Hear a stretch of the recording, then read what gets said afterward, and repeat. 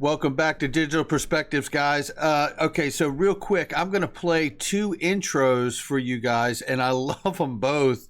And I want you guys in the comments below, tell me which intro you like the best, and that's the one we're going to go with because I can't make my mind up. And thank you to Mike Jansen, who is absolutely amazing. This guy's skills are mind-blowing to me. But here comes the first one right here. This is Digital Perspectives with Brad Kimes. Subscribe for new content notifications. Now, here's Brad Kimes. Come on in.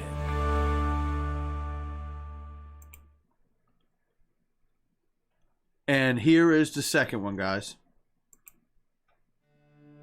This is Digital Perspectives with Brad Kimes. Subscribe for new content notifications. Now, here's Brad Kimes. Come on in.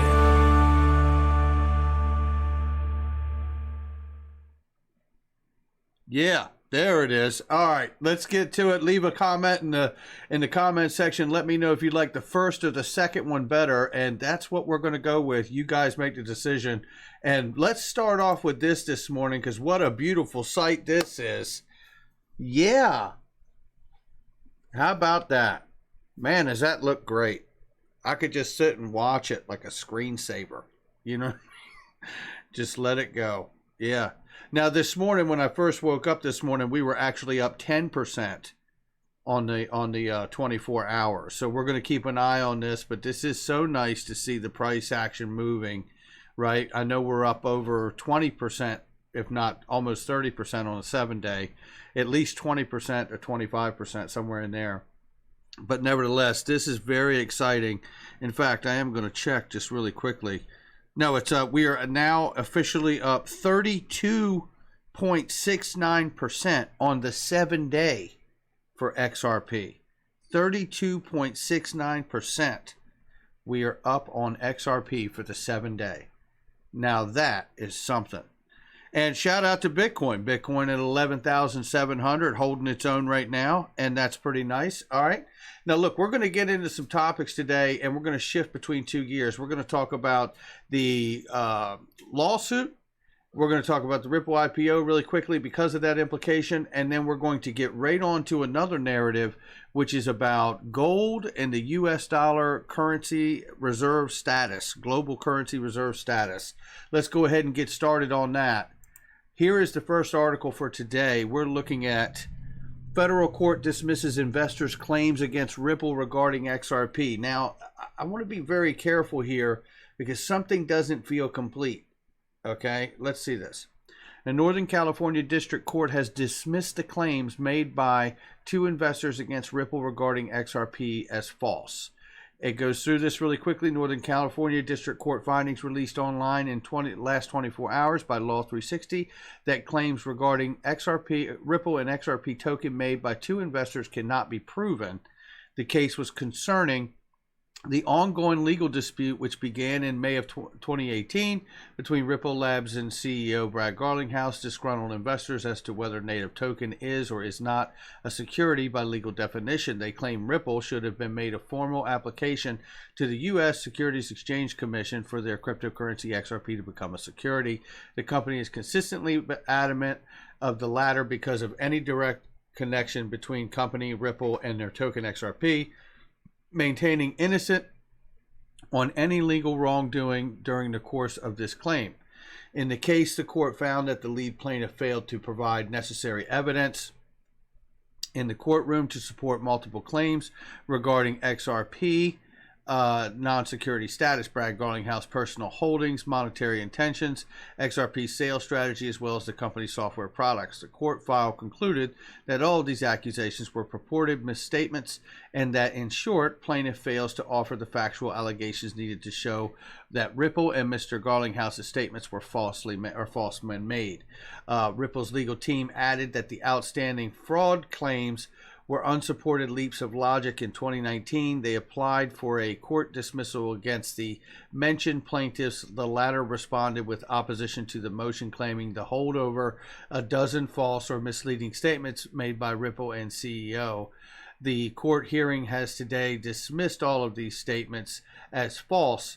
The impact will have further or have for the future of Ripple as a company and legal entity, as well as XRP, is perhaps more propitious than before. Now, there's something about this that doesn't feel completely complete. And look, I'm excited. I hope this is dismissed completely. They're supposed to hear the filed motion to dismiss August 26th, at my last understanding. And another thing about this is that all of the class actions and lawsuits have been put together. So it's not just two. There are at least 3 cases that I know of that have been combined with the one they're speaking about here. At least 2 or 3. So in total. So something, I mean, it's certainly positive, but I don't know. This doesn't look absolute to me. Let's just say that it's a step in the right direction, but this is not looking final yet to me. So let's be happy that we're going in the right direction. But again, you know, I don't know that this is final. So we're going to take that news as positive, but we're going to look for more news to be more definitive. That's how we'll do that for now. All right, looking at the Ripple Labs SEC filing, no new news on the Ripple IPO watch. However, I think it goes hand in hand with something like this, and the more we get walking in this direction, and I'm hoping by August, if not a sooner arrival in a finality, you know, a judgment with real finality to all of the lawsuits, that is going to be what I would hope would be a clear signal for Ripple to go ahead and feel good about IPOing. And maybe they do it without even worried about it, because that could happen too. Anyway, we'll keep an eye on that. That's where we are this morning. Now let's shift gears and get into this XRP will be a world reserve currency business. Okay. This has been talk for a long time. This is a great article from Mark Phillips that was written back in April 2019. I want to talk about this and lay some pieces of information out for you and tell you, hey, this just isn't Mark Phillips, and it just isn't me, and it just isn't, you know, Love for Crypto guys and SPQR Media and Digital Asset Investor and so many other people out in this space. You know, there's a real conversation going on here, and there's a real window of opportunity that it could potentially happen. And, you know, we're not, look, I think ultimately it has to happen, personally. But, I mean, for the sake of just having an open conversation, let's just take a look at what's here, right? So XRP being world reserve currency, U.S. debt growing rapidly. I'm not going to read this entire thing to you, but I'm just going to take you through the problems that lay out the reasoning why it would take place. Rising global debt is a huge problem. It's even worse now because we didn't have the pandemic happening on top of a liquidity crisis, which is what Mark Phillips was speaking to in this article, is a liquidity crisis around the world, a shortage of cash, a shortage of money, right? Introducing a new world currency. Now let's take it from here. Wikipedia describes a reserve currency as a currency that is held in significant quantities by governments and institutions as a part of their foreign exchange reserves. Now this is interesting, right? I want to go right quickly and see if I can pull this up. And let me just see if I can get this really quickly for you guys, because this is OCC and Dr. Douglas Jackson. Let's see that. Let's see if we can get that paper. Hold on here. 1 second. I think I actually had it. Here it is right here.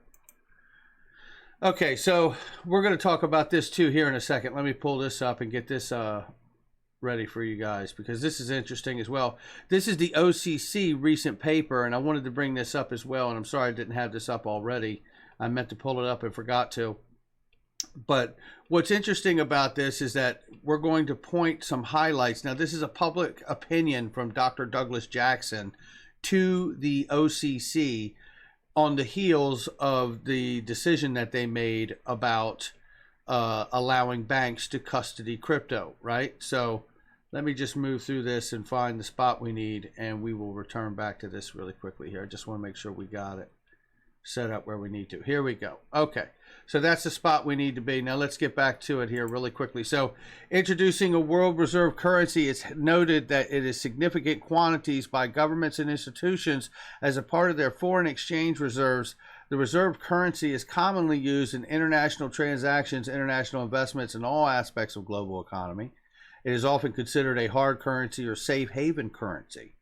People who live in a country that issues a reserve currency can purchase imports and borrow across borders more cheaply than people in other nations because they don't need to exchange their currency to do so. XRP is perfectly positioned to serve the world reserve currency. It can be held in significant quantities to provide liquidity to foreign exchange reserves, international transactions, investments, and all others throughout the global economy. And it talks about an earlier article that was referenced there. So, and it talks about the look at the economy. You can see the numbers. Now, obviously, this is from 2017. Things are much worse now, and it's not even something we have to try to convince people of. Everyone feels it all over the world. And about how XRP was designed to be $10,000 or more, and because of the entire demand for liquidity around the world. And it's accelerated now because of the pandemic on top of a liquidity crisis. So, just wanted to make the point with this article. Shout out to Mark Phillips for that article and setting the tone today. Now, here's another interesting thing. Before I play the next little video clip for you, which you guys have probably seen, but we're making the case here, okay? And the case is this. In contrast, from Dr. Douglas Jackson's opinion to the OCC, XRP, the native currency of Ripple, is effectively a fiat currency. At its inception, Ripple Labs created 100 billion units, and 20 billion of which were retained by the creators, who are also the founders of Ripple Labs. The creators gave the remaining 80% of the total to Ripple Labs, with XRP intended to fund operations. Let's very carefully in the next lines here. The monetary policy of Ripple Labs has been stated. We will engage distribution strategies that we expect will result in a stable or strengthening XRP exchange rate against other currencies. In other words, only the forbearance of the people sitting on the vast pool of play money prevents the release that would kill the golden goose. Unlike government-issued fiat money, no entity has the ability or responsibility to buy in XRP in sufficient quantity to quell a full-on panic situation. The best that can be done is to slow or halt further release of additional money. Basically citing policy, monetary policy, right? That's basically what he's citing there. So it's interesting to me that, you know, when you hear them say the monetary policy of Ripple Labs has been stated, we will engage in distribution strategies that we expect will result in stable or strengthening XRP exchange rate against other currencies. Coming back to this article, right? It says right here, describes a reserve currency as a currency that is held in significant quantities by governments. Oh, I don't know, like 50 governments around the world. Michelle Bond said they were working with it, Ripple, as a part of their foreign exchange reserves. This way it has a better exchange rate against every other currency. The reserve currency is commonly used in international transactions, which is what we're designed for, international investments, which is what we're designed for, and all other aspects of the global economy. I mean, it is often considered a hard currency or a safe haven currency. Isn't that what the world needs right now? A safe haven currency? A safe haven for liquidity? And if we truly are working with over 50 governments around the world, we could say that that's 50 central banks easily, right? And what if they were all to hold a certain amount of their dollars in reserves on the ledger to bring value to the token and the ledger itself? This would guarantee us a price, otherwise known as a price set or a price floor. The asset itself could still remain very open and very much in the free market and provide a very reliable price that would never dip below if the central banks of the world would bring together collateral reserves to back it. And that in turn could allow them to release an enormous amount of their dormant capital that are held in Nostro Vostros, and just keeping a fraction of that to back the value of the price of XRP. Okay, but is it a real conversation? Or is this just something YouTubers and podcasters are going on about? Well, this, you remember, is 1 minute of profound video from the CME Group, the Chicago Mercantile Exchange. They're not in the opinion business. So why does this video exist? An exchange should be unbiased, making no stance to whether I'm backing gold, to whether I'm backing silver, or to whether I'm pushing oil. The Chicago Mercantile Exchange shouldn't have an opinion on anything of whether a transaction is legal or not, and whether the customer's happy with the transaction or not. Now, let's listen to this 1 minute right here to refresh ourselves about this. Pretty profound. A digital asset backed by gold? Really? Oh, okay. You know, the CME Group delivering this message? Let's keep going, because it isn't just in one place that we're seeing this. Shout out to Ben Rickert. So this is a clip of Ray Dalio from Bridgewater investment firm, American investment firm company. And this man has been incredibly successful in investing, and has some. He's a very interesting man. I would love to have the opportunity to sit down and talk with him for about 3 hours. It would be amazing. I'm going to play this clip for you, and the volume is up, so really listen to the volume on this. It's going to be down a little bit, but it's very important to hear what he says in this exchange, and then we're going to another clip quickly. The short-term debt cycle, or the business cycle, we're 10 years into this expansion, and many of those stimulants that happen will be dissipating. We won't have more interest rate cuts that are material. You won't have more tax cuts and so on. And this is true around the world as we have our obligations. So we're coming into this period that is sort of a big sag, not a debt crisis in that way, but a lot of obligations that are coming at us, particularly in the mature reserve currency countries.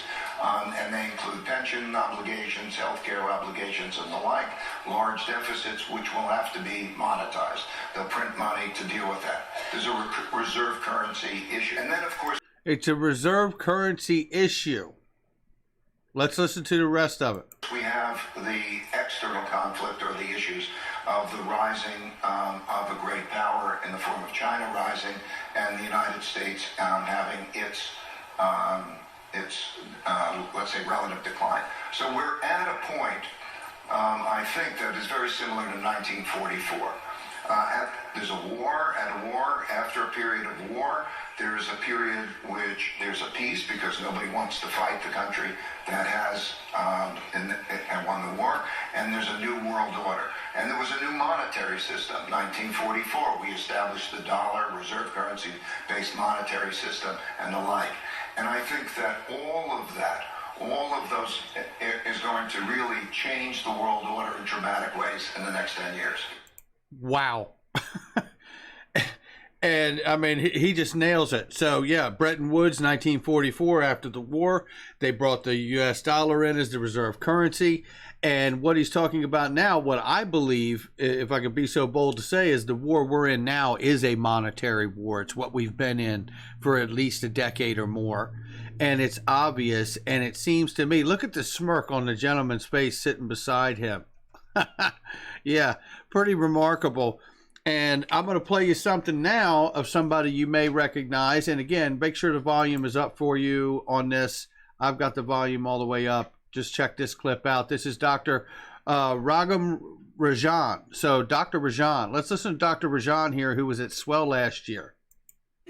Spoke with Kenneth Rogoff this morning of Harvard University on an important group of 30 study of digital currencies. We're going to touch on that quickly here with Rajan of Chicago, group of 30 working group co-chair, former Indian governor, RBI governor of their central bank as well. Rajan, wonderful to have you with us today. What is the distinction of your study? What does this drive forward about how technology is changing money? Well, this is the digital currencies are a revolution, right? For the first time in 300 years, we can replace cash with something digital. Now, we've already replaced bank accounts. We have digital bank accounts, but think of everything going digital and what possibilities that creates, but also what challenges. If, for example, the government issues this digital currency, the amount of data it's going to collect, the amount of privacy it's going to violate, and what concerns that raises. Those are what are made possible by these new technologies, cryptocurrencies, government digital currencies. That's what this report is about.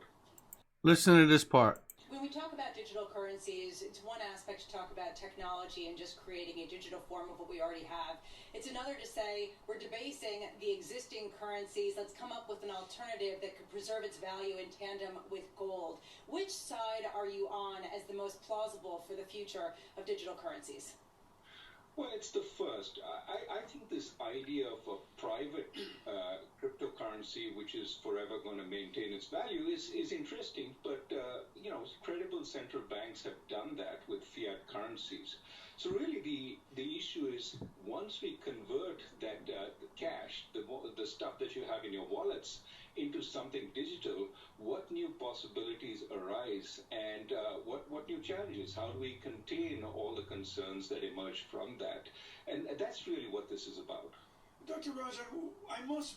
Okay, so that's pretty much the clip right there. So Dr. Rajan is like, hey, I'm all for digitizing the already dollars that are out here in the world. He's not leaning in at this point towards a gold-backed system, as the CME Group and the reporter who was talking to him suggested as one of the two scenarios. However, you may remember Dr. Rajan. I had a chance to speak with Dr. Rajan at Swell and ask him this question. Now, make sure you adjust your volume again, because this will be regular volume now, and I apologize for those two clips being very low. And shout out to XRP Joker for that clip. It's a very powerful clip. Thank you, XRP Joker. So here we go. Let's play this clip of what I asked Dr. Rajan from the Kryptonaires documentary. I wanted to ask a question about globalization. If you could talk about the idea of the old concept of the banker coin and a neutral asset being in place of a global reserve status of the dollar, and possibly that being XRP. What you're asking for is whether there's a possibility of a global currency, and to some extent that's what Libra was trying to do. And as I understand it, that's different from what XRP is trying to do. And the reason is as follows. As soon as you go to maintaining the value, right, some kind of stable coin, a whole set of regulatory concerns get triggered. I have to make sure that there is corresponding financial or real assets backing this notional value that they seek to maintain. There you go. And by the way, Kryptonaires is in the editing process in the hands of none other than Mike Jansen, who has got this baby, and he's going to bring it home. And I'm so excited. We should have our first rough draft, by the way, on that in the next couple weeks or so to take a look at. And it's very exciting. So shout out to Praxis Media Group, Mike Jansen, on that for that clip. And that is really the most profound thing about being able to speak to him. One thing, it was amazing to be able to go. I'm very grateful to Ripple for that. The other part is that Dr. Rajan never said no. He's never said no. It can't happen. Unbelievable. All right, let's keep this moving, because again, this ties all in to the idea of this right here.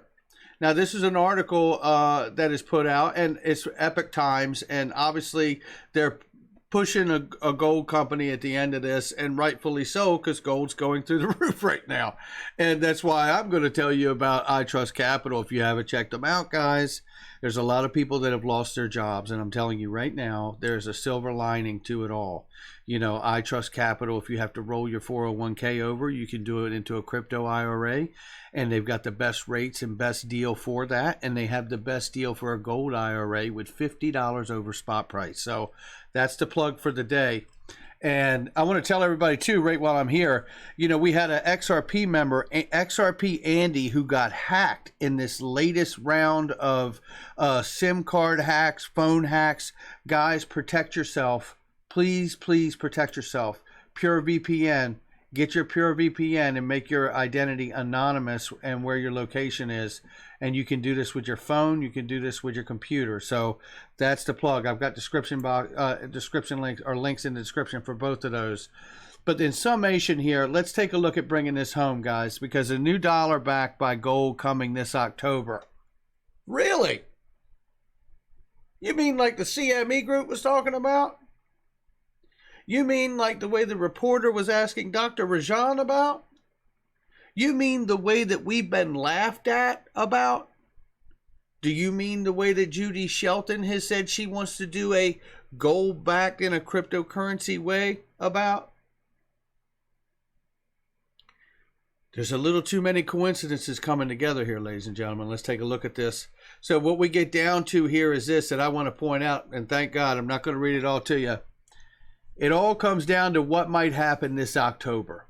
Why is that important? It's important because the IMF, the International Monetary Fund, meets October 12th and 18th through the 18th to revalue the special drawing rights, the SDR, the world reserve currency waiting in the wings. Essentially, a new Bretton Woods is in the making. We have heard plenty of talks about the IMF doing electronic SDR. The talk nowadays is whether we will see the US dollar taken out of the SDR basket. That's one scenario. The other scenario is, will we see the US dollar revalued and debased and remain in the basket? Another scenario is will we see that or the other idea happen and see, in addition to digital assets like XRP and potentially Bitcoin and maybe even Ethereum be added into the basket? May we see gold added to the basket? The IMF reviews the SDR basket every 5 years. And by the way, they do have the ability to do it sooner if they feel the need to. But every 5 years, they do review the basket.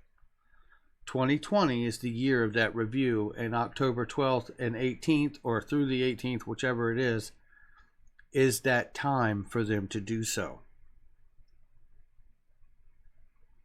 I am thinking of a moment from Friday's show with co-host Cryptopolis, which was an amazing show, guys. If you have not seen that Friday episode, please go see it. Cash is not king. There's trouble coming.